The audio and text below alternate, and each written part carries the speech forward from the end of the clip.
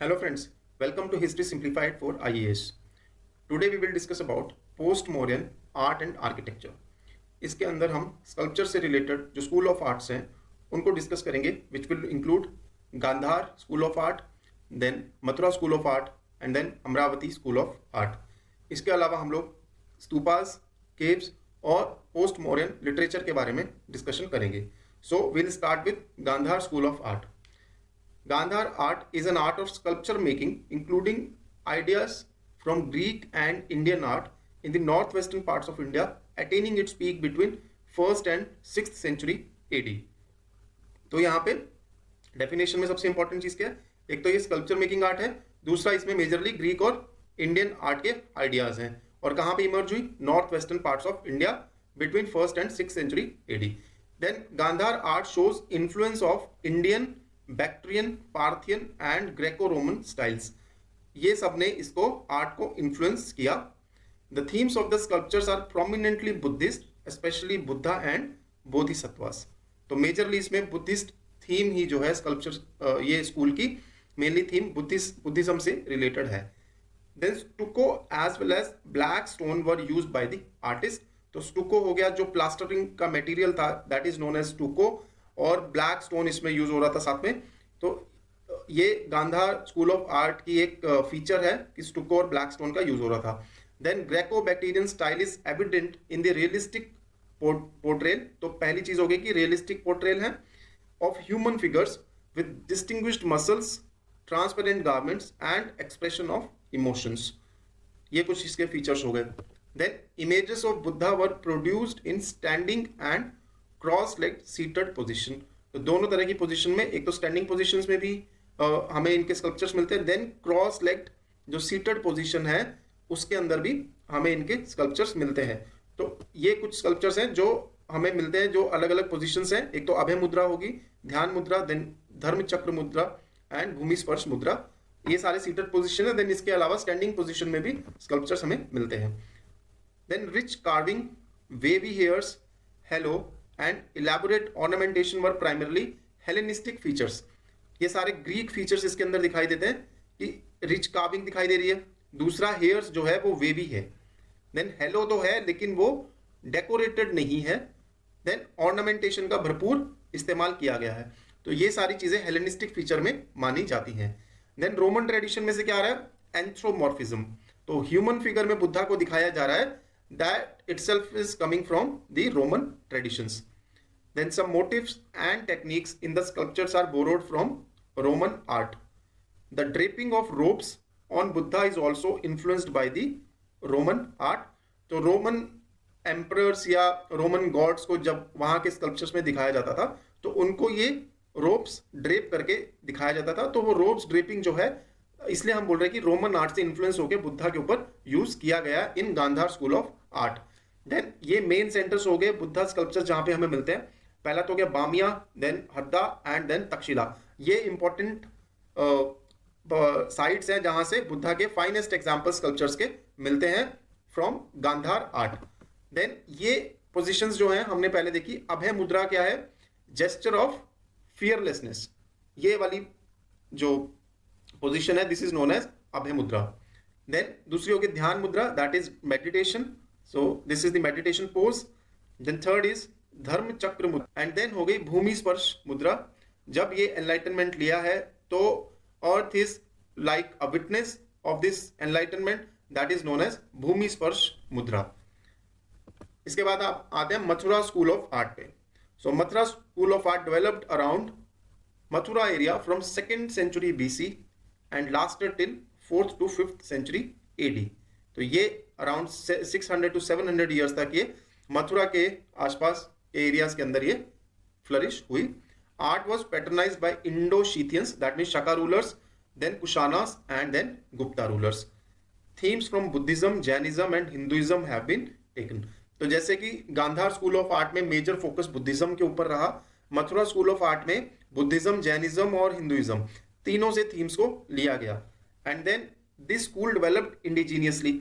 हमने Gandhara school of art में देखा कि वो इंडिजीनियसली डेवलप तो हुआ, लेकिन उसके अंदर इन्फ्लुएंस जो है हमें रोमन ग्रीक्स और इंडो बैक्ट्रियंस का भी दिखाई देता है। Then red sandstone was the main material used for sculptures. यहाँ पे रेड सैंडस्टोन का यूज हो रहा है, हमने वहां पे देखा ब्लैक स्टोन का यूज हो रहा है या फिर स्टुको का यूज हो रहा है स्कल्पचर मेकिंग में। Then symbolism predominated in the school, for example Shiva is shown through linga and Chaturmukh linga. तो सिंबोलिज्म इसमें ज्यादा प्रेवलेंट है। हम लोगों ने गांधार स्कूल ऑफ आर्ट में देखा कि सिंबोलिज्म की जगह जो है ह्यूमन फॉर्म ने ज्यादा ले ली थी, लेकिन यहाँ पे मथुरा स्कूल ऑफ आर्ट में सिंबोलिज्म ज्यादा इंपॉर्टेंट है। और ये कुछ हमने एग्जांपल्स उसमें दिए हैं कि शिवजी को लिंगा और चतुर्मुख लिंगा की फॉर्म में दिखाया गया है, डिपिक्ट किया गया है मथुरा स्कूल ऑफ आर्ट में। Then face of Buddha is shaven in these sculptures, representation in tight dresses show masculinity, increased plasticity, increased eroticism। तो यहां के स्कल्पचर्स में एरोटिसिज्म ज्यादा दिखाई देता है in comparison with Amravati school of art and Gandhar school of art. Then standing figure of Buddha resembles Yaksha. Chinese and Central Asian Buddhist art was also influenced by Mathura school of art. Then Jain sculptures and Jain stupa have been discovered from Kankali टीला मथुरा। तो जैसा कि हमने बोला कि ये सिर्फ Buddhist sculptures यहाँ नहीं मिलते हमें, जैन स्कल्पचर्स भी मिलते हैं और जैन स्तूपा भी हमें मिलता है फ्रॉम कंकाली टीला, जो कि मथुरा में ही, मथुरा के आसपास ही एक जगह है। तो Sarvatobhadrika image of 4 Jinas standing back to back also have been discovered from Kankali Tila. तो ये एक इमेज है जिसको हम सर्वतो भद्रिका स्टाइल बोलते हैं। इसमें 4 जिना एक दूसरे की पीठ के साथ पीठ लगा के यहाँ पे हमें स्कल्पचर्स मिलता है।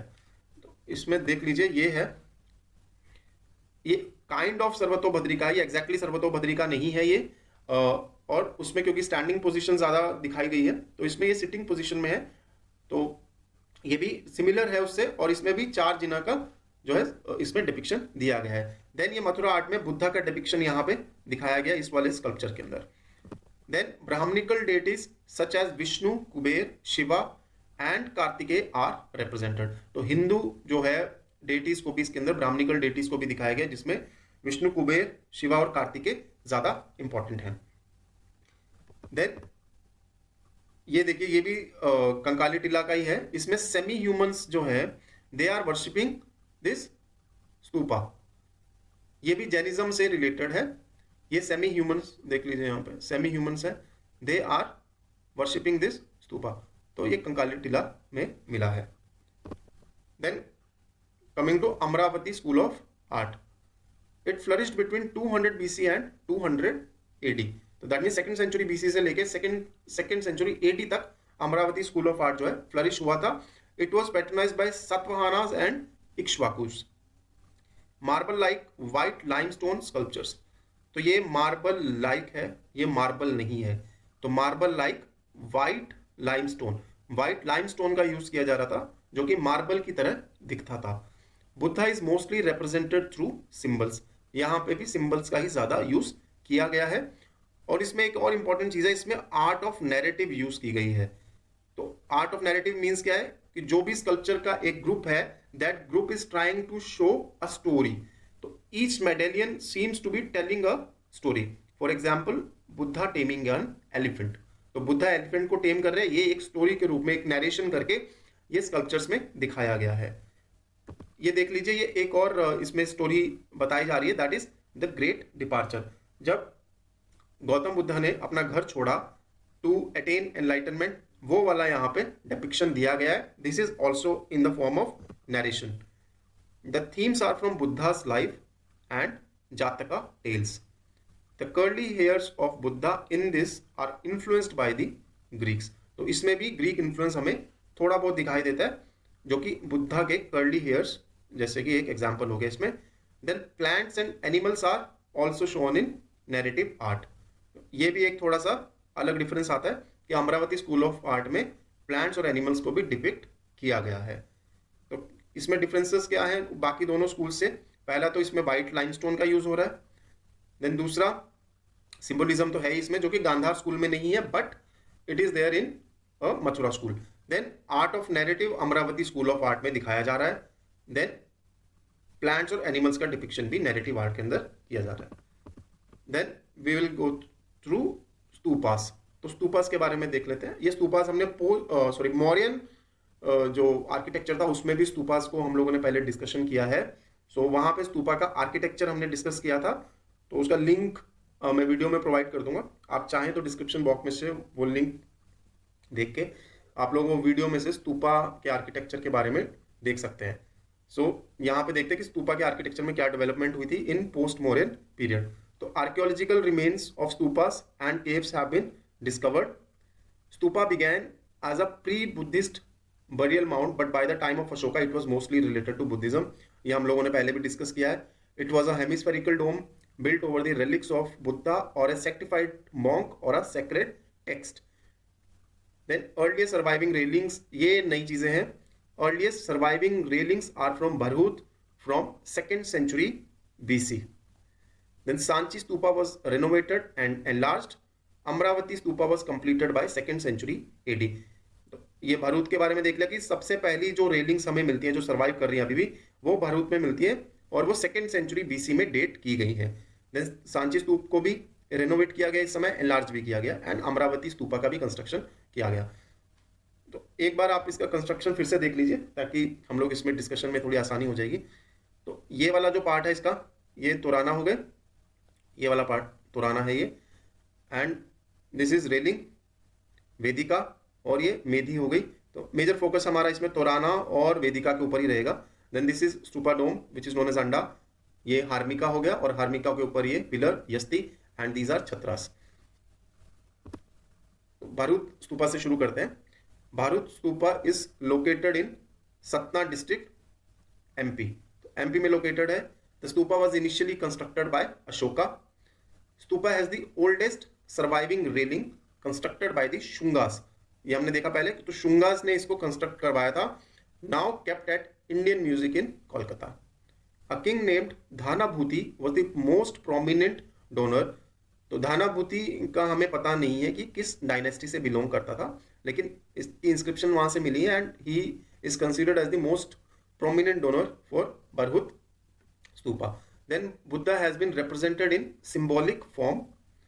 The railings depicts Jataka stories and images of yakshas and yakshinis. तो जातका स्टोरीज बता रहा है, उसके थ्रू बुद्धा की डिपिक्शन हो रही है। देन यक्षास और यक्षिनीस की इमेजेस भी इसमें दिखाई गई हैं। Queen Maya's dream preceding the birth of Buddha is also a major theme on the railings of the stupa. ये देख लीजिए जरा, ये यक्षिनी का स्कल्पचर है जो भारूच से मिलता है। देन ये क्वीन माया ड्रीम की जो हम लोग बात कर रहे हैं, ये क्वीन माया है।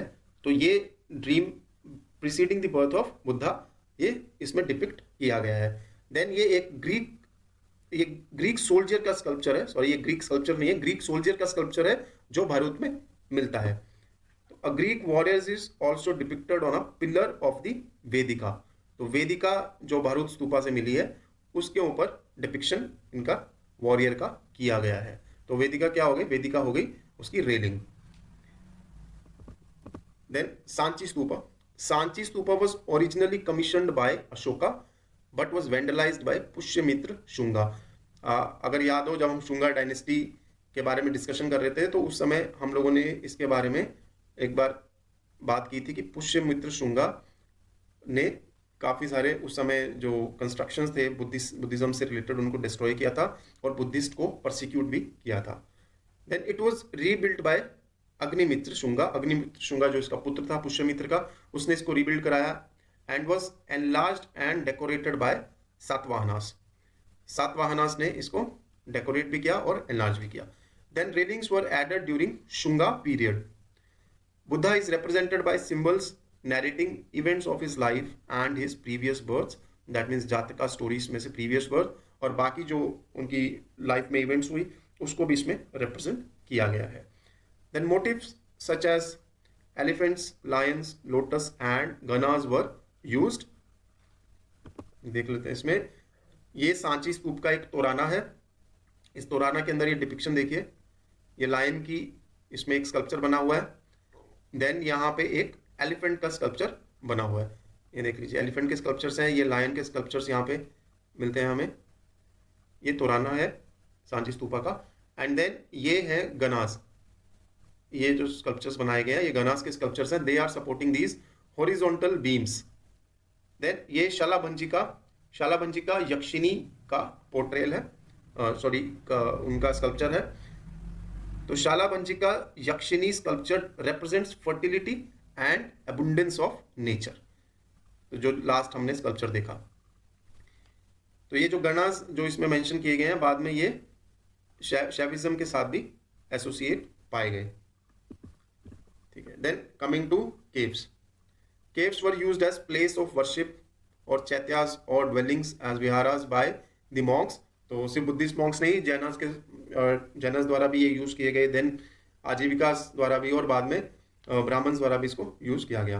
Then artificial caves were excavated under the Satavahanas and their successors. तो ये पहली बार जो है स्टार्टिंग में आर्टिफिशियल केव्स सातवाहनास के समय में ही ज्यादा शुरू हुए। Then Bhaja caves of Hinayana sect are among the oldest artificial caves. Chaitya at Bhaja caves is dated back to around 200 BC। तो इसमें एक फैक्ट हमें मिलता है कि ओल्डेस्ट आर्टिफिशियल केव्स कहाँ पे मिलते हैं हमें, भजा केव्स के अंदर। तो हिनायान सेक्ट के साथ एसोसिएटेड है।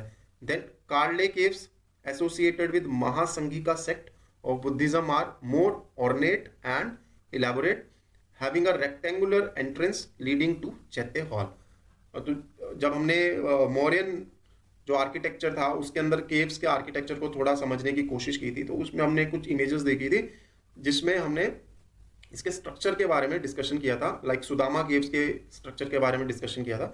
तो उसी तरह का कुछ यहाँ पे भी जो स्ट्रक्चर था, रेक्टेंगुलर एंट्रेंस था जो चैत्य हॉल को बाद में मिला रहा था कार्ले केव्स के अंदर भी। Then Karle caves were associated with Mahasanghika sect, ये भी इसमें एक फैक्ट हो गया। Then Kanheri caves contain Buddhist sculptures and relief carvings, paintings and inscriptions dating from 1st century to 10th century AD। तो सिर्फ पोस्ट मॉडर्न नहीं, उसके बाद के पीरियड की भी हमें यहाँ पे स्कल्पचर्स और पेंटिंग्स और इंस्क्रिप्शंस वगैरह कन्हेरी केव्स के अंदर मिलती हैं। Kanheri caves complex comprises of 109 caves। 109 caves Kanheri caves से मिलती हैं। Then Elephant Island caves consists of 5 Hindu caves and a few Buddhist stupa mounds dating back to 2nd century BC। तो that means Elephant Island पे जो हमें केव मिलती है उसके अंदर भी 2nd century BC के, that means post modern time के हमें कुछ केव्स और स्तूपा माउंट्स मिलते हैं। Then some caves at Ajanta and Ellora also belong to this period। Paintings of 2nd to 1st century BC have been discovered from Ajanta। तो इसको patronise कौन करा था, सातवाहनास। Then Udayagiri and Khandagiri caves in Bhubaneswar were dedicated to Jainism but are not elaborate as those of Buddhism। Udayagiri Khandagiri caves जो वहाँ पे Jainism से ज़्यादा ये रिलेटेड है। उस समय कलिंगा में खारवेल का रूल था, तो उस समय हमें वहां से एक उदयगिरी से हमें एक इंस्क्रिप्शन भी मिलती है विच is known as Hathi Gumpha inscription which is related to Kharavela. Then sculptures function mainly as ornamentation of the caves. तो केव्स में भी स्कल्पचर्स का यूज हो रहा था फॉर डेकोरेशन पर्पस। ठीक है, now will move to the literature. तो पोस्ट मॉडर्न लिटरेचर के बारे में डिस्कशन करते हैं। Sanskrit replaced Prakrit to emerge as the chief medium of literary expression. तो ये एक मेजर चेंज यहाँ पे इस पीरियड में हमें मिलता है कि प्राकृत को रिप्लेस कर दिया संस्कृत ने as the chief medium of literary expression. तो Patanjali authored Mahabhashya, a work on Sanskrit grammar. He added new grammatical rules supplementing the older ones. तो ये भी हम लोगों ने डिस्कशन किया है पहले इन सोर्सेस ऑफ हिस्ट्री कि संस्कृत ग्रामर जो महाभाष्य थी, it was written by Patanjali and it was work on Sanskrit grammar.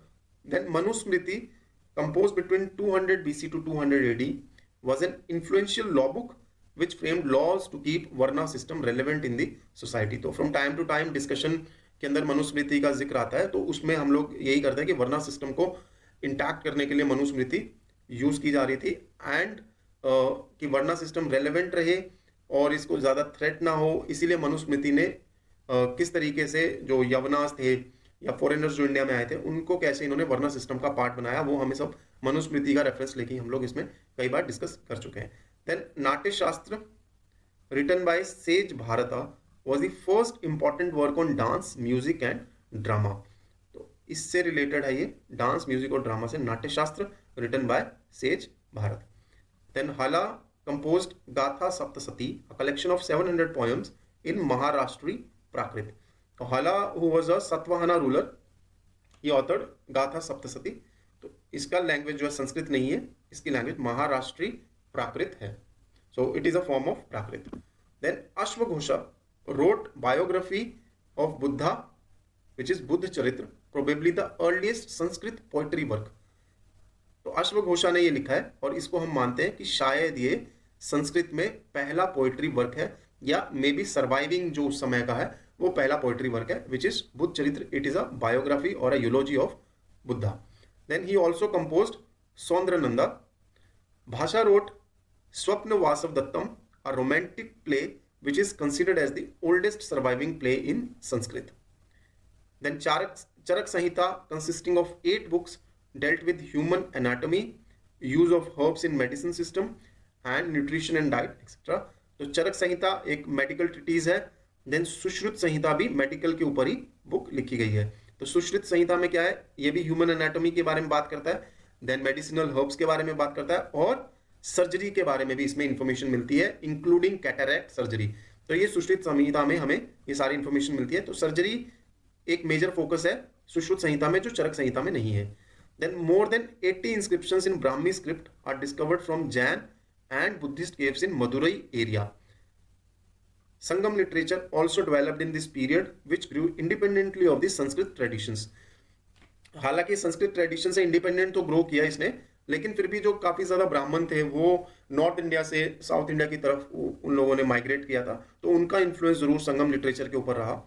Sangam literature हम लोग अपने अगले डिस्कशन में, जो कि हम जिसके अंदर हम पूरा संगम एज को हम लोग कवर करने वाले हैं, उसी के अंदर हम लोग संगम लिटरेचर को भी कवर करेंगे. सो आज हम लोग देख लेते हैं हमने क्या क्या डिस्कस किया है इसके अंदर. We started with Gandhar school of art which is a sculpture school of art.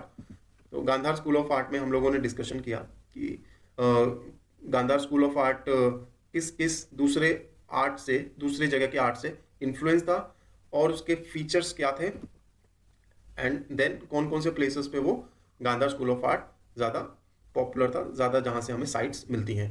Then Mathura school of art के बारे में हमने डिस्कशन किया कि किसने इसको पैटर्नाइज किया और इसके फीचर्स क्या है, मटेरियल क्या यूज हो रहा था इसमें. एंड देन हम लोगों ने इसमें देखा कि दूसरे रिलीजन अपार्ट फ्रॉम बुद्धिज्म भी इसके अंदर डिपिक्ट किए जा रहे थे. कुछ इमेजेस भी हमने देखी और उसमें से समझने की कोशिश की. Then Amravati school of art के बारे में देखा कि आर्ट ऑफ नैरेटिव था और यहाँ पे कौन कौन इसको पैटर्नाइज कर रहा था, कौन सा मटेरियल इसमें यूज हो रहा था, और ये बाकी दोनों आर्ट से किस तरह से डिफरेंट था. देन स्तूपास के बारे में थोड़ा डिस्कशन किया. हम लोग मॉडर्न टाइम में इसके आर्किटेक्चर को पहले डिस्कस कर चुके हैं, इसलिए हमारा इसमें फोकस रहा कि स्तूपास के अंदर क्या क्या चेंजेस आए और कौन कौन से उसमें रेनोवेशन और कौन सी नए एडिशंस इसके अंदर हुए.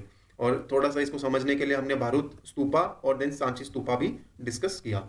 Then we discussed about caves.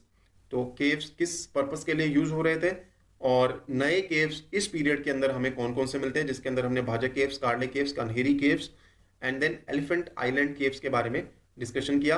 And then we also talked about Udayagiri Khandagiri caves of Orissa.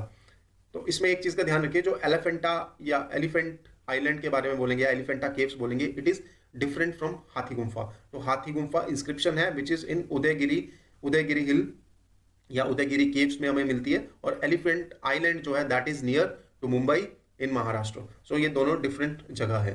सो उसके बाद हम लोगों ने लिटरेचर के बारे में डिस्कशन किया कि कौन कौन से लिटरेचर इस समय थे. तो उसमें देखा कि संस्कृत जो है इस समय ज़्यादा फ्लरिश कर रही थी और प्राकृत को उसने रिप्लेस कर लिया था.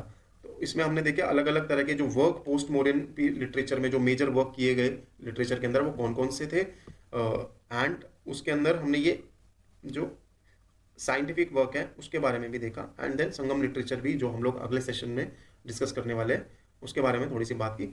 So thank you very much now and have a very nice day.